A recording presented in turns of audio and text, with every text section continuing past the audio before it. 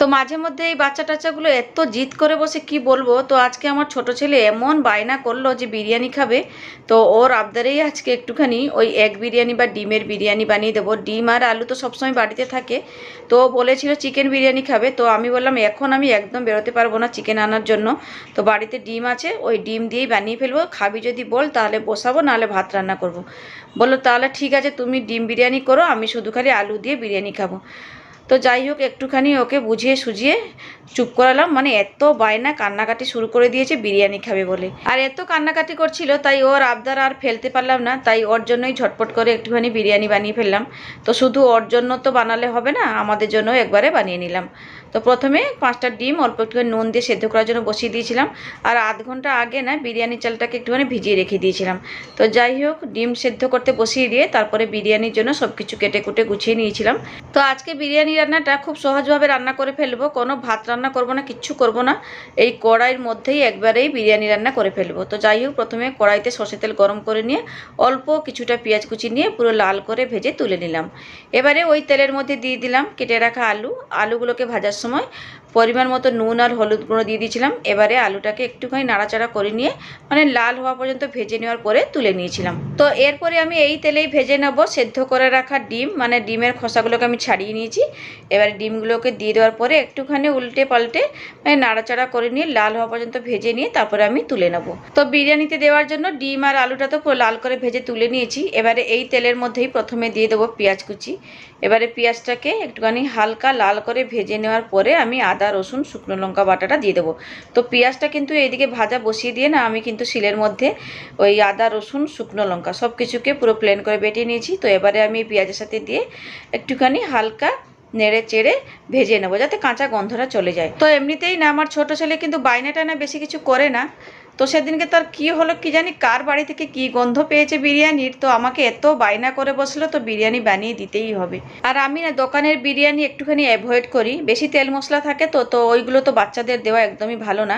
তাই যতটা পারি একটুখানি ঘরে বানিয়ে দেওয়ার চেষ্টা করি। তো আমার দুই ছেলেকেও, বড় ছেলেকেও আমি ঘরে বানিয়ে দিতাম, তো ছোট ছেলেকেও তাই। তো যাই হোক আপনাদের সাথে কথা বলতে বলতে অনেক কিছু কথা বলে ফেললাম। আর এদিকে কিন্তু মশলাটাও খুব ভালো মতো করে কষিয়ে নিয়েছি। তো আদা রসুনটাকে পেঁয়াজের সাথে ভালো করে কষে নেওয়ার পরে দিয়ে দিয়েছিলাম টমেটো কুচি, তারপরে নুন আর অল্প একটুখানি হলুদের গুঁড়ো কাশ্মীরি লঙ্কার গুঁড়ো দিয়ে ভালো করে মশলাটাকে জল দিয়ে কষিয়ে নেওয়ার পরে অল্প একটুখানি চিনিও দিয়ে দিয়েছিলাম। তো এবারে তেল ছাড়া অবধি ভালো করে মশলাটাকে কষিয়ে নেওয়ার পরে দিয়ে দিয়েছিলাম ভেজে রাখা ডিম আর আলু। আর আলু আর ডিমটাকে দিয়ে দেওয়ার পরে না অল্প একটুখানি দিয়ে দিয়েছিলাম বিরিয়ানি মশলা। তারপরে একটুখানি আলু আর ডিমটাকে মশলার সাথে খুব ভালো মতো করে কষিয়ে নেওয়ার পরে দিয়ে দিয়েছিলাম পরিমাণ মতো জল, অল্প একটুখানি জল দিয়েছি। এবারে নাড়াচাড়া করে ভালো করে মিশিয়ে নিয়ে ঢাকা দিয়ে একটুখানি রান্না করে নেবো যাতে আলুটা একটুখানি হালকা সেদ্ধ হয়ে যায়। তো মোটামুটি ওই 5 থেকে 10 মিনিট একটুখানি গ্যাসটাকে কমিয়ে রেখে রান্না করে নিয়েছিলাম। দেখুন আলুটা হাফ সেদ্ধও হয়ে গেছে, যেহেতু একটুখানি বড় বড় টুকরো করে আলু দিয়েছি। তো এবারে না এই আলু আর ডিম তরকারি থেকে ডিমগুলোকে আমি শুধু তুলে তুলে বাটির মধ্যে রেখে দিলাম। চলুন এবারে আমি কিন্তু এই আলুর মধ্যে দিয়ে দেবো ওই যে ভিজিয়ে রেখেছিলাম বিরিয়ানির চাল, সেই চালটাকে এখন আমি দিয়ে দেবো।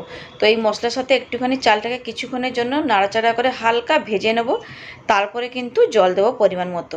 তো ডাইরেক্ট কিন্তু আমি এইভাবেই বিরিয়ানিটা রান্না করে নিলাম।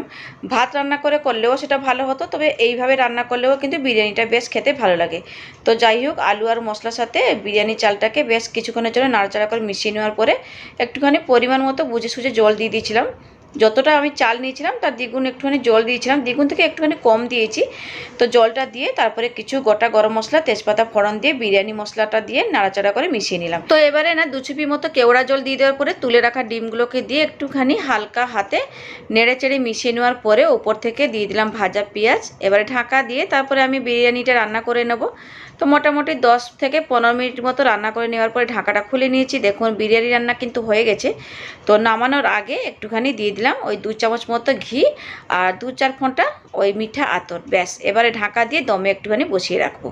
বেশ ঢাকাটা খুলে নিলেই রেডি হয়ে যাবে দুর্দান্ত স্বাদের এগ বিরিয়ানি বা ডিম বিরিয়ানি। যখন আমি ঢাকাটা খুলে নিচ্ছি কী যে গন্ধ কি বলবো, মানে এ বিরিয়ানির যে এত সুন্দর স্বাদ হবে আমি নিজেও ভাবতে পারিনি।